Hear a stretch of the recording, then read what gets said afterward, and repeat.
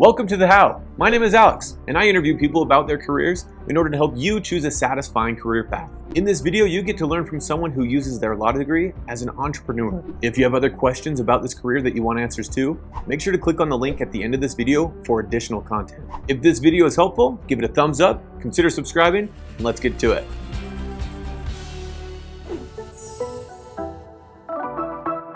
We're a sales and marketing company. I mean, obviously we have a fulfillment team.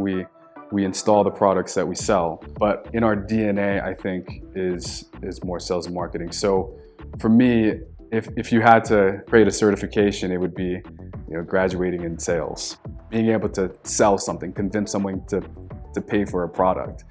If you can do that, then that's a large chunk of it. The rest is learnable. I mean, it's just about figuring out how to use a spreadsheet.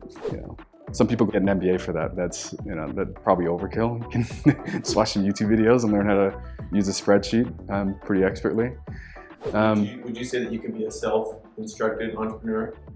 Yeah, definitely. In fact, if you need a course to do it, then you may want to question whether you're cut out to be an entrepreneur. There's a certain go-get-itness that you need as an entrepreneur, and you have to be proactive. If you're sitting back waiting for someone to tell you need this certification, these are the steps to becoming an entrepreneur, you may want to question whether that's the path for you. Really, entrepreneurs are kind of blazing your own path. If you can manage to Google something, watch a YouTube video on how to sell an HVAC system, and then just figure out a way to go and cobble together the pieces to go sell and install it, then you're an entrepreneur. That's almost like definitional in the word entrepreneur, is like being able to go figure it out, go hack your way through it, get it done.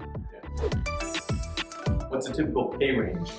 For an entrepreneur, obviously, zero and lots of money. There was probably 18 months where I didn't earn any money.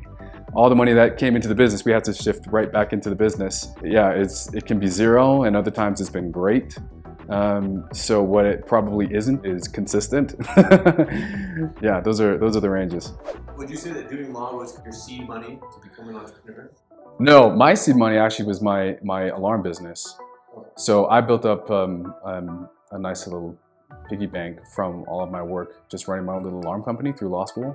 Paid my way through law school, did all of that, and then I just had enough, I guess, leeway to support me while I was trying to find my way and figure out what was working in this current business.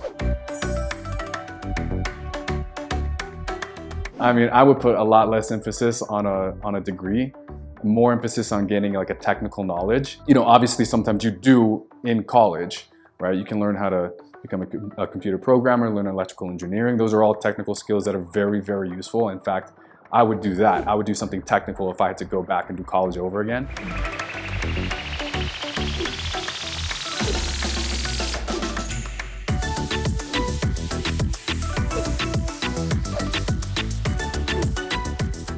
Yeah, certifications are less meaningful than ever, I think. When I hire someone, I do not care what they did in college.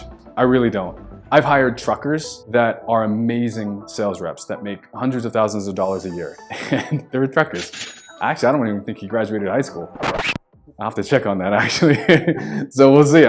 Yeah, I just think now more than ever, the little notches in your belt matter less. Your technical knowledge, the actual substance of what you learn is more important than ever. Try to become an expert at something, anything. If you have a technical knowledge, if you have a tangible skill, and you can have a perspective, maybe a different insight on something. I think, go do something, learn a substance, learn something, and then you'll be in a position where you can see an interesting angle, perhaps an opportunity that you can then attack. And that's entrepreneurialism. It seems funny for that to be a major in college, which should never be anything more than a minor, right? You should always know something and have an insight.